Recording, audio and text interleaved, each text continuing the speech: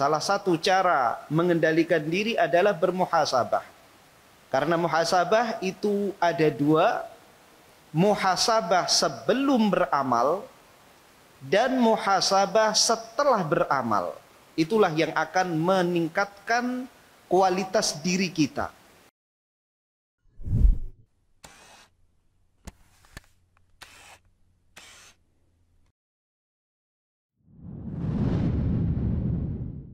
Alhamdulillah, wassalatu wassalamu ala rasulillah wa ala alihi wa ashabihi wa mawalah, wala hawla wala quwwata illa billah.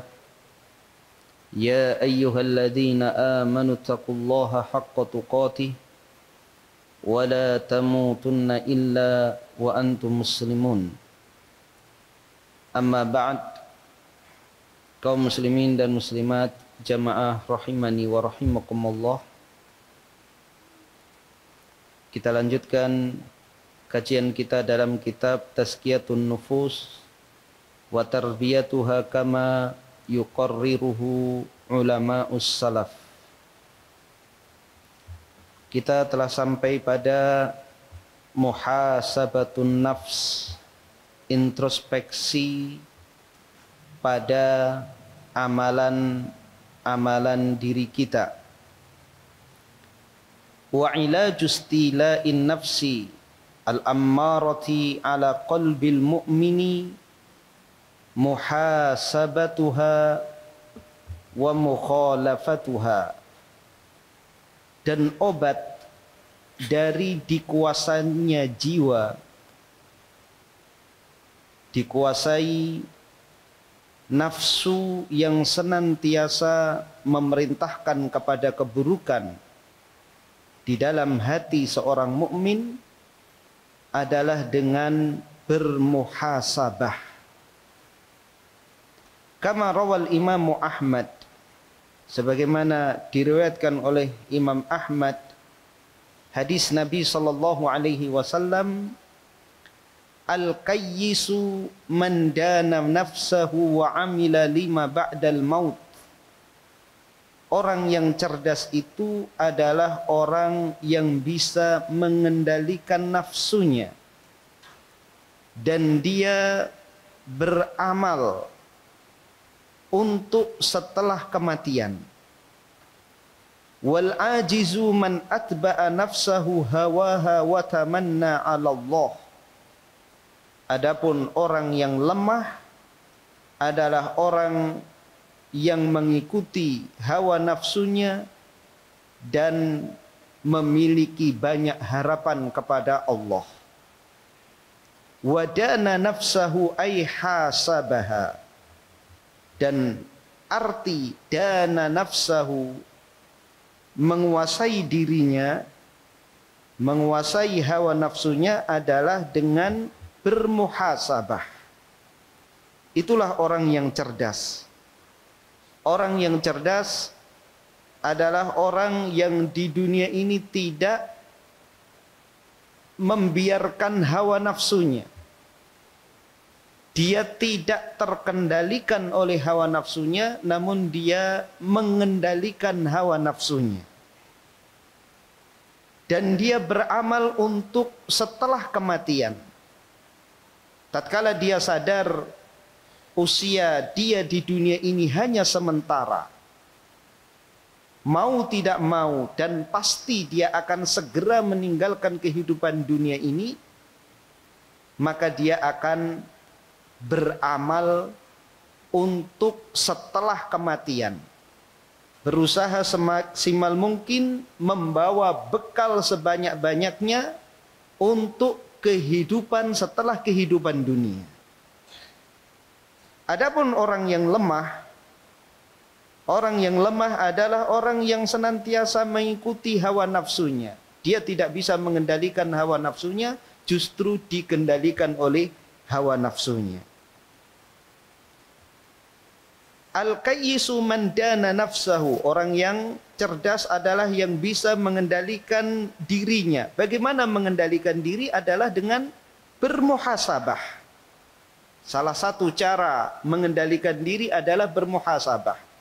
Karena muhasabah itu ada dua, muhasabah sebelum beramal dan muhasabah setelah beramal.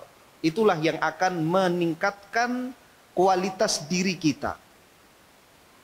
Muhasabah sebelum beramal adalah kita berpikir sebelum beramal, apakah amalan ini bermanfaat untuk akhirat saya atau memadharati akhirat saya. Muhasabah setelah beramal, sebagaimana pertemuan yang lalu kita telah sampaikan, yaitu bermuhasabah pada amal-amal kewajiban. Apakah amal kewajiban sudah kita tunaikan? Kalau sudah kita tunaikan, apakah itu sudah bagus, sudah baik, apakah sudah ikhlas sesuai dengan petunjuk Rasulullah Sallallahu Alaihi Wasallam? Begitu juga amalan-amalan sunnah, kita muhasabah, kita introspeksi, kita koreksi. Sudah berapa banyak amalan sunnah yang kita lakukan dan seberapa kualitas dari amalan-amalan sunnah tersebut? Kemudian dosa dan maksiat pun kita koreksi. Betapa banyak dosa dan maksiat yang kita lakukan. Maka dengan muhasabah terus menerus, kita akan mampu mengendalikan diri kita. Wa dzakara al-Imam Ahmad an Umar bin Al-Khattab radhiyallahu anhu annahu qala.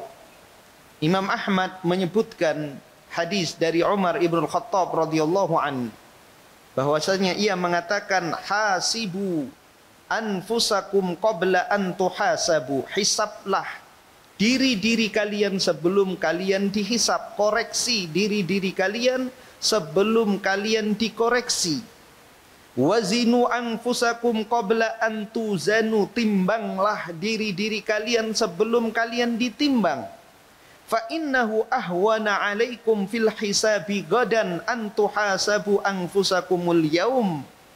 Karena sesungguhnya itu lebih ringan bagi kalian kelak di hari kiamat ketika kalian dihisab, tatkala kalian menghisab diri kalian hari ini. Ketika seorang merutinkan koreksi terhadap dirinya di dunia ini, maka akan semakin ringan koreksi dia kelak di hari kiamat, yang mana yang akan mengoreksi dirinya adalah Allah Subhanahu wa taala. Tatkala kita rutin mengoreksi diri kita di dunia, maka koreksi di hari kiamat itu akan lebih ringan. Sebagaimana seorang pekerja, pegawai, tatkala dia sering koreksi diri pada pekerjaan dia, maka ketika menyodorkan pertanggungjawaban di akhir masa jabatannya, itu akan lebih ringan daripada seorang pegawai atau pejabat yang tidak pernah mengoreksi aktivitas, amalan, atau pekerjaan yang dibebankan kepada dirinya. Watazinu lil ardil akbari yawma idzin tu'raduna la takhfa minkum khafiyah. Dan kalian kelak akan ditimbang di hari penampakan amal yang agung. Hari itu amalan-amalan kalian akan ditampakkan, tidak ada sedikit pun yang tersembunyi dari kalian. Seluruh amal perbuatan kita, yang baik maupun yang buruk, semuanya ditampakkan di hadapan kita. Ketika kita telah mengoreksi amalan-amalan tersebut di dunia, maka koreksi di hari kiamat itu akan lebih mudah dan lebih ringan. Wa qala Al-Hasan, berkata Al-Hasan rahimahullah, al-mu'minu qawwamun ala nafsih. Seorang mukmin itu adalah pemimpin bagi dirinya. Yuhasibu nafsahu lillah. Dia bermuhasabah, mengoreksi dirinya karena Allah.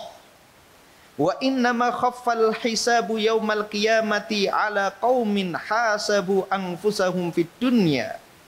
Sesungguhnya hisab kelak di hari kiamat itu akan ringan bagi kaum yang menghisab diri mereka di dunia.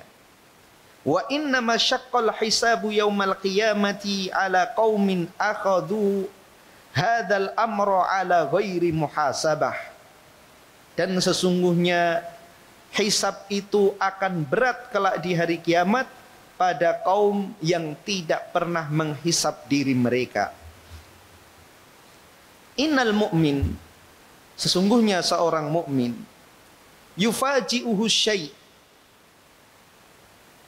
dia ada sesuatu yang tiba-tiba menarik perhatiannya.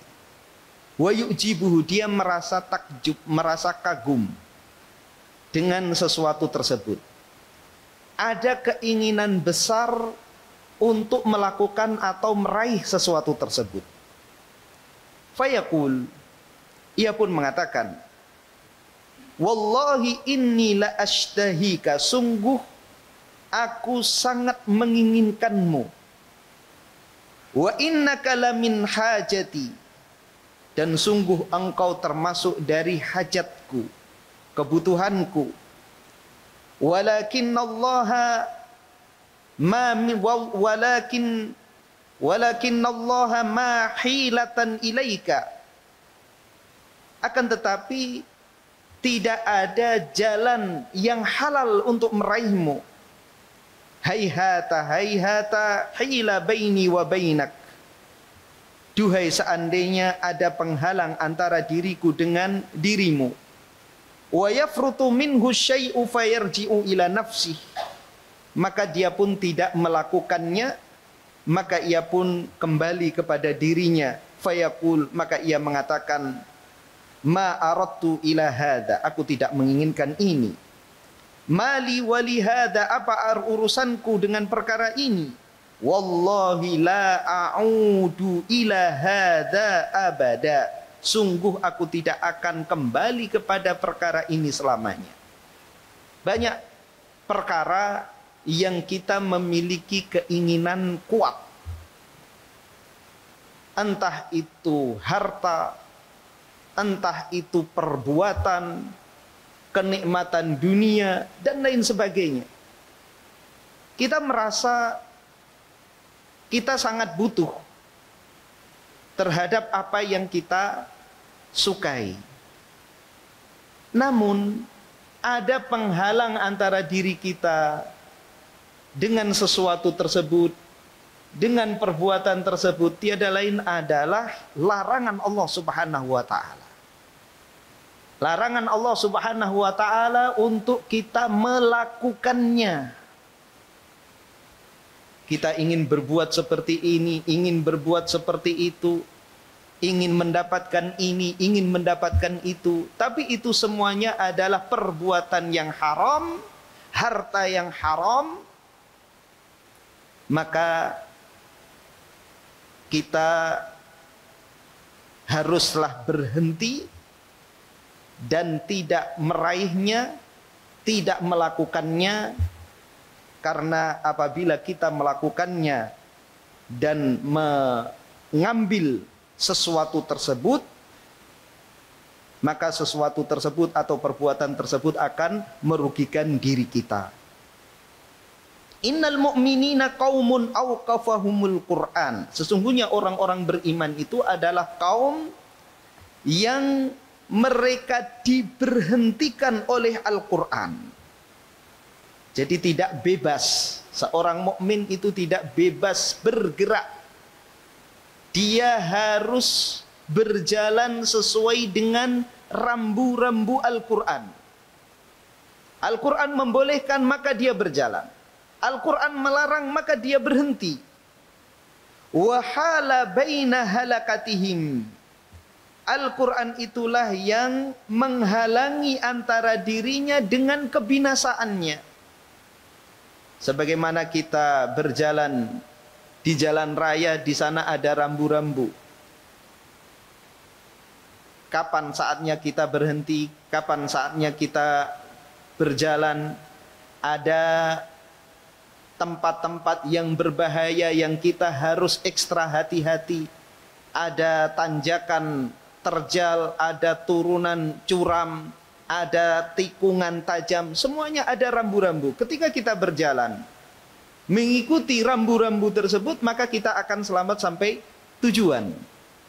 Namun tatkala kita tidak peduli, ada lampu merah pun kita tetap gas, ada tikungan tajam dan dia curam, turun curam dan menikung, kita tetap pacu kecepatan kita, maka kita akan celaka.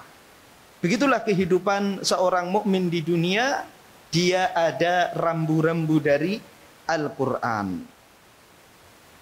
Innal mu'minina asirun fid dunya yas'a min fikaki raqabatih. Seorang mukmin itu adalah tawanan di dunia. Dia berusaha untuk melepaskan belenggu yang ada pada lehernya.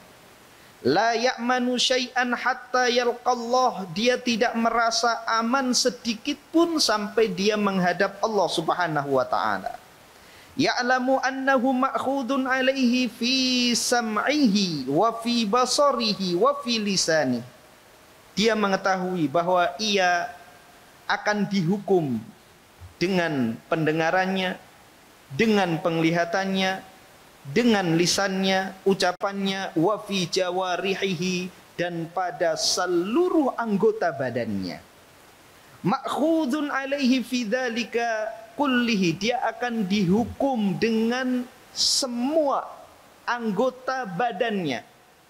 Jadi apapun dari gerak-geriknya itu akan dimintai pertanggungjawaban di hadapan Allah Subhanahu wa taala. Kalau salah ucap akan mendapatkan hukuman. Kalau salah melihat akan mendapatkan hukuman. Salah menggerakkan tangan, salah menggerakkan kaki akan mendapatkan hukuman. Itulah tawanan. Tawanan itu tidak bebas. Senantiasa diawasi. Dan setiap tawanan itu menunggu kapan dia bebas. Dia menunggu remisi. Kapan dia bisa bebas. Kapan kita itu bebas? Kapan seorang mukmin itu bebas? Berkata Al-Imam Ahmad, seorang mukmin itu tidak ada istirahat. Kapan seorang mukmin istirahat?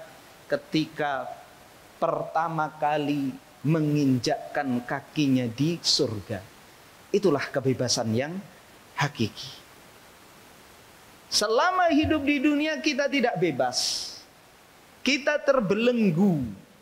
Dan semua gerak-gerik kita itu diawasi. Ucapan kita, langkah kaki kita diawasi oleh Allah Subhanahu wa taala. Dan semakin kita mentaati aturan-aturan Allah Subhanahu wa taala, maka kebebasan itu akan semakin dekat dengan diri kita.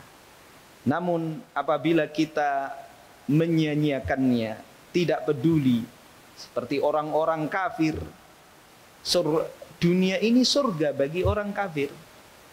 Karena apa? Karena mereka bebas melakukan apapun di dunia ini. Tidak peduli. Itu ibarat tawanan yang tidak peduli dengan aturan di lapas. Maka apa? Semakin berat hukuman yang akan dia jalani. Sudah mengkonsumsi narkoba di luar penjara, di dalam penjara malah mengedarkan narkoba, mengendalikan bisnis narkoba. Jelas akan semakin berat hukuman yang akan dia dapatkan. Adapun seorang mukmin, dia tidak akan merasa bebas. Dia senantiasa diawasi oleh Allah Subhanahu wa taala. Nabi sallallahu alaihi wasallam bersabda, "Ad-dunya sijlul mu'min wa jannatul kafir." dunia itu adalah penjara bagi orang beriman dan surga bagi orang kafir. Maknanya apa? Seorang yang dipenjara itu tidak bebas. Orang kafir bebas mau melakukan apapun, dia tidak peduli. Namun bukan maknanya dunia itu kesengsaraan bagi orang mukmin dan kebahagiaan bagi orang kafir, belum tentu. Karena betapa banyak orang kafir hidupnya blangsak, hidupnya melarat, banyak musibah, dan betapa banyak orang mukmin hidupnya sejahtera. Dan ini pernah terjadi di zaman Ibnu Hajar Al-Asqalani. Ibnu Hajar Al-Asqalani itu seorang ulama, dia Qadhi Qudati Misr, hakim agung Mesir pada saat itu. Di Mesir dia hakim tertinggi. Dia kalau berangkat ke mahkamah, menaiki kereta yang mewah, ditarik oleh kuda-kuda yang besar dan gagah. Ketika suatu hari dia hendak berangkat ke kantor, melewati seorang Yahudi penjual minyak, mendorong gerobak jualan minyak. Jelas ini berat pekerjaan ini. Di panas terik, terutama di Arab, di Mesir, kalau panas-panas sekali.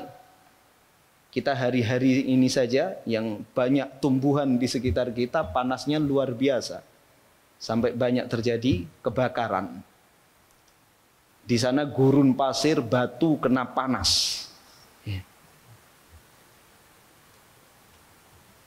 Lelaki Yahudi penjual minyak ini menghentikan Ibnu Hajar. Kemudian mengatakan, wahai Ibnu Hajar, Nabimu mengatakan dunia itu penjara bagi seorang mukmin, surga bagi orang kafir. Lalu lihatlah keadaan dirimu dengan diriku sekarang. Surga apa yang ada pada diriku? Dan penjara apa bagi dirimu? Subhanallah, meskipun orang Yahudi hafal hadis. Maka Ibnu Hajar mengatakan, wahai Yahudi, sesungguhnya kenikmatan yang ada pada diriku ini, jika aku mati dalam keadaan beriman, maka apa yang akan aku dapatkan dari Allah jauh lebih nikmat dari apa yang aku rasakan saat ini. Dan engkau saat ini, apabila engkau mati masih seperti ini, dalam keadaan kafir, sungguh duniamu saat ini jauh lebih nikmat daripada apa yang akan engkau dapatkan di akhirat. Maka seketika itu juga Yahudi ini mengucapkan dua kalimat syahadat. Asyhadu an la ilaha illallah wa asyhadu anna Muhammadar Rasulullah, masuk Islam. Rugi jual minyak di dunia, disiksa di hari akhirat. Jadi sesengsara apapun keadaan orang kafir di dunia ini jauh lebih nikmat daripada kelak keadaan dia di akhirat. Bagaimanapun ekonomi, musibah yang menimpa dirinya seberat apapun di dunia, kalau dia mati dalam keadaan kafir, sungguh dunia ini nikmat baginya dibanding azab api neraka yang kelak akan dia dapatkan. Maka hendaknya kita bersyukur kepada Allah Subhanahu wa taala atas nikmat hidayah yang itulah diajarkan oleh Al-Qur'an. Alhamdulillahilladzi hadana li hadza wa ma kunna linahtadiya laula an hadanallah. Alhamdulillah, segala puji bagi Allah Subhanahu wa taala yang telah memberikan hidayah kepada kita. Kalaulah bukan karena hidayah dari Allah Subhanahu wa taala, kita tidak akan mendapatkan hidayah. Jadi hidayah itu bukan usaha kita, dia semata-mata datang dari Allah Subhanahu wa taala. Betapa banyak orang yang dekat dengan Nabi, dekat secara tempat, dekat secara nasab, dekat secara darah. Nabi pun sering menasihati mereka, berharap mereka mendapatkan hidayah, namun Allah Subhanahu wa taala tidak memberikan hidayah kepada mereka. Maka jangan ujub atas hidayah tauhid dan sunnah. Ini bukan usaha kita, tapi semata-mata Allah Subhanahu wa taala memberikan karunia kepada kita dengan memberikan hidayah tersebut kepada kita. Qala Malik bin Dinar rahimallahu abdan qala li nafsihi alasti sahibatu kadza alasti sahibatu kadza thumma dhammaha thumma khatamaha thumma alzamaha kitaballahi azza wa jal fakana laha qaidan. Berkata Malik bin Dinar, semoga Allah merahmati seorang hamba yang mengatakan kepada dirinya, bukankah engkau yang melakukan ini, bukankah engkau yang melakukan itu. Kemudian dia mencela dirinya dan mengalahkannya. Kemudian dia konsekuensikan dirinya dengan kitabullah azza wa jal. Dan kitabullah itu sebagai qaid, sebagai pemimpin yang mengandalkan dirinya. Semakin sering seseorang mengoreksi amalan-amalan yang telah dia lakukan, baik pada amalan yang wajib, amalan yang sunnah, maupun dosa dan maksiat, dia mengatakan kepada dirinya, bukankah engkau belum melakukan kewajiban ini, kewajiban itu? Bukankah engkau belum berbakti kepada kedua orang tuamu? Bukankah engkau belum berbuat baik kepada tetangga? Bukankah engkau belum menjadi jiwa yang pemaaf? Bukankah engkau belum menjadi jiwa yang dermawan? Kalau telah melakukannya, juga dia mencela dirinya. Bukankah engkau belum melakukan salat dengan khusyuk? Sudah dia melakukan kewajiban tapi belum baik dalam mengerjakannya. Bukankah engkau yang belum ikhlas dalam bersedekah? Bukankah engkau yang belum ikhlas dalam berdakwah?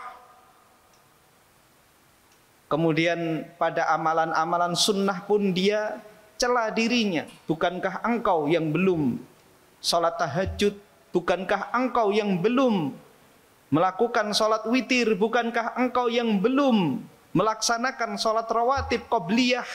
Engkau selalu terlambat datang ke masjid ketika dikumandangkan iqamah, atau bahkan engkau masbuk. Begitu juga pada dosa dan maksiat, dia mencela dirinya.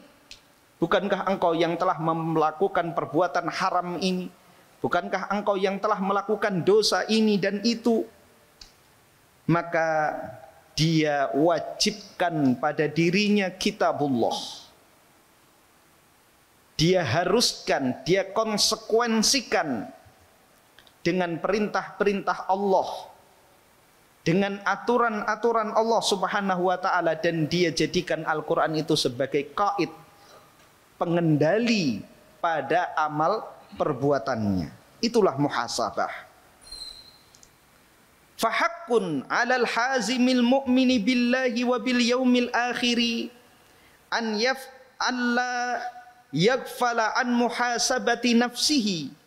Maka sudah seharusnya seorang yang memiliki tekad, orang yang beriman kepada Allah dan hari akhir, untuk tidak lalai dari mengoreksi dirinya, wa tadyiki 'alaiha min harakatiha wa sakanatiha wa khataratiha, serta mempersempit gerak-geriknya dan bisikan-bisikan yang ada pada hatinya, mempersempit apa yang terbesit dalam dirinya, Jadi seorang mukmin jangan sampai dia lengah dari muhasabah. Karena muhasabah sebagaimana kita telah sampaikan itu yang akan meningkatkan kualitas amal ibadah kita. Jadi setiap amal ibadah yang akan dan yang setelah kita lakukan itu harus kita muhasabah. Sebagaimana pekerja dia akan menghadirkan pekerjaan yang baik tatkala dia melakukan persiapan yang baik dan mengoreksi setelah dikerjakan. Begitu juga amal ibadah kita ketika kita hendak melakukan sholat, kita muhasabah. Bagaimana saya bisa menghadirkan sholat ini dengan sebaik mungkin? Bagaimana saya mengikhlaskan sholat saya? Bagaimana saya khusyuk dalam sholat ini? Kemudian setelah sholat, dia pun koreksi. Oh, tadi masih banyak yang tidak khusyuk. Maka koreksi dia setelah beramal itu sebagai modal. Ketika dia mengevaluasi amalan yang telah dia lakukan, sebagai modal untuk memperbaiki amalan yang akan datang. Sehingga terus setiap hari dia mendapatkan peningkatan pada kualitas iman dan amal solehnya. Kalau tidak bermuhasabah, maka amalan kita akan begitu-begitu saja. Kemudian bisikan atau apa yang terbesit dalam hati kita, kita persempit. Artinya kita tidak membiarkan jiwa kita, hati kita berkelana kemana-mana. Karena kebanyakan bisikan-bisikan hati itu akan mencelakai kita. Akan mencelakai kita. Ucapan orang-orang liberal itu adalah bisikan-bisikan hati yang tidak difilter. Orang-orang beriman bisa saja mendapatkan bisikan seperti itu. Tapi mereka menahan lisannya dan tidak mengabaikannya. Sebagaimana disebutkan di dalam hadis, sebagian sahabat mengadu kepada Nabi SAW. Wahai Rasulullah, kami mendapati di dalam hati kami sesuatu yang apabila kami dilemparkan dari atas langit itu lebih mudah, lebih ringan bagi kami daripada kami mendapatkan sesuatu itu. Maka Nabi SAW mengatakan, dzaka sharihul iman. Itulah keimanan yang nyata. Artinya apa? Seseorang itu pasti dibisiki, diganggu oleh syaitan. Kemudian tatkala dia merasa benci dengan bisikan ini, sebagaimana yang dialami oleh sahabat, kalau dilemparkan dari langit, dilemparkan ke bumi dari langit, pasti badannya akan patah-patah itu. Itu lebih ringan daripada mendapatkan sesuatu tersebut. Artinya dia membenci perbuatan tersebut, membenci bisikan-bisikan tersebut. Maka itu menunjukkan sharihul iman. Itulah keimanan yang nyata. Jadi kalau ada bisikan yang menggoda, bisikan yang membuat kita ragu pada perkara-perkara keimanan, keimanan kepada Allah, kudrah Allah, kuasa Allah Subhanahu wa ta'ala, tentang takdir dan lain sebagainya, ada bisikan itu, kemudian kita benci pada bisikan-bisikan tersebut, maka itu menunjukkan keimanan yang nyata pada diri kita. Kita benci dan abaikan, bukan diperturuti. Adapun orang-orang liberal mendapatkan bisikan tersebut tidak difilter, menikmati, dia ungkapkan di media, dia rangkai dengan kata-kata yang memukau, sehingga banyak orang yang terpedaya, tertipu dengan ucapan mereka. Bisa jadi apa yang mereka ucapkan itu terkadang terbesit dalam hati seorang mukmin. Namun seorang mukmin membenci ucapan atau bisikan tersebut. Fakullu nafsin min anfasil umri jauharatun nafisatun yumkinu an yushtara biha kanzan minal kunuzi la yatanaha na'imuhu abadal abad. Setiap nafas dari nafas-nafas umur itu merupakan permata yang berharga, yang bisa untuk membeli perbendaharaan kenikmatan yang tidak akan sirna. Itulah kenikmatan yang abadi, tiada lain adalah surga. Jadi setiap nafas kita itu berharga. Tatkala kita bisa memanfaatkan setiap nafas yang masuk dan keluar dari tubuh kita, ketika kita bisa memanfaatkannya dengan baik sesuai dengan aturan Allah, maka kita akan bisa menukar, membeli dengan nafas ini kenikmatan surga.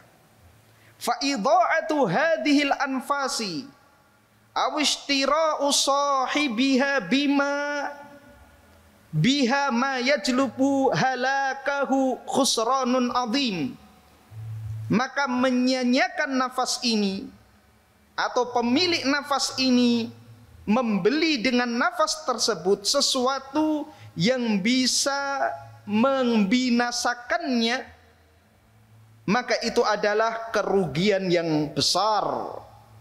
La yasmahu bimithlihi illa ajhalan nasi wa ahmakuhum wa aqalluhum aqla. Tidak ada yang membiarkan seperti ini, membiarkan nafasnya ditukar dengan sesuatu yang membinasakannya, kecuali orang yang paling bodoh, orang yang paling sedikit akalnya. Wa innama yadharu lahu haqiqatu hadzal khusran yaumat taghabun. Dan sungguh akan tampak hakikat kerugian ini kelak di hari kiamat. Allah Subhanahu wa taala berfirman, yauma tajidu kullu nafsin ma 'amilat min khairin muhdara wa ma 'amilat min su' tawaddu law anna bainaha wa bainahu amadan ba'ida. Hari tatkala setiap jiwa akan mendapati apa yang telah dia amalkan dari kebaikan dihadirkan, dan apa yang telah dia perbuat dari keburukan juga dihadirkan. Ia berharap seandainya antara dirinya dengan amal keburukan itu ada jarak yang sangat jauh sehingga dia tidak menjumpainya. Jadi setiap nafas yang kita lalui itu kelak akan dihadirkan di hari kiamat, akan ditampakkan di hadapan kita. Jadi seluruh usia kita dari sejak dilahirkan sampai kita tutup usia itu akan ditampakkan di hadapan kita. Itu semuanya akan dihisab oleh Allah Subhanahu wa taala. Ada amalan wajib, ada amalan makruh, ada amalan mubah. Maka seorang akan menyesali tatkala banyak nafas yang dia lalui itu amal yang sia-sia. Isinya dalam satu pekan hanya main futsal terus, nggak ada amal solehnya. Dalam satu pekan maunjun terus, amalan yang sia-sia meskipun mubah, touring ke sana kemari nggak jelas, meskipun mubah. Tapi banyak sekali amalan-amalan seperti itu atau yang semisal itu. Dia pasti akan menyesal. Lalu bagaimana dengan yang mengisinya dengan perbuatan dosa dan maksiat. Yang banyak melakukan, yang banyak mengisi nafasnya dengan amalan-amalan mubah saja menyesal. Ya. Hanya tidur-tiduran, otak-atik HP. Di kamar sudah ngotak-ngatik HP. Di masjid masih ngotak-ngatik HP. Tidak bisa lepas dari HP. Mending kalau yang dia lihat adalah perkara-perkara mubah. Terkadang perkara-perkara yang haram, baik dia sengaja maupun lewat di beranda dia, lewat di apa yang dia lihat. Karena ketika dia memutar yang bermanfaat di YouTube misalnya, itu ada iklan. Ya. Dia mau melihat muhadharah syekh misalnya, atau melihat qiraat murattal, masih ada iklan. Di situ ada musik, di situ ada wanita. Kalau amal perbuatan kita dalam sehari-hari seperti itu, kelak di hari kiamat akan kita lihat, kita akan menyesal. Duhai, seandainya saya tidak melihat itu. Seandainya saya tidak melihat ceramah di YouTube, tapi saya langsung hadir ke majelis taklim. Kan di sini nggak ada iklan. Kalau di YouTube pasti ada iklannya. Ya. Sama-sama bermanfaat. Jadi syaitan memalingkan kita. Ini kamu mau berbuat baik, tapi ternyata kebaikannya di awal saja. Ya. Ketika lihat YouTube ceramah di awal, itu yang kita cari, muncul di bawahnya iklan-iklan materi-materi yang lainnya. Tentang pemilu, tentang pilpres, tentang berita kekinian. Akhirnya larinya ke situ. Bersama ustadznya hanya sebentar saja. Dia mau mendengarkan tentang materi tauhid, materi tentang keluarga, materi tentang fikih. Enggak sampai selesai, ya. Baru mukadimah, lihat penampilan-penampilan YouTube di bawahnya, itu yang diklik, itu yang dikhatamkan. Sehingga apa? Banyak waktunya terbuang sia-sia. Wallahu taala a'lam bishawab. Demikian yang bisa kita kaji pada kesempatan pagi hari ini. Insyaallah kita akan lanjutkan pada pertemuan yang akan datang. Kita tutup dengan doa kafaratul majelis. Subhanakallahumma hamdika asyhadu an la ilaha illa anta astaghfiruka wa atubu ilaik. Assalamualaikum warahmatullahi wabarakatuh. Terima kasih. Jazakumullah khairan wa barakallahu fikum. Video ini dibuat atas partisipasi dari donasi Anda. Semoga menjadi amal jariah bagi Anda semuanya.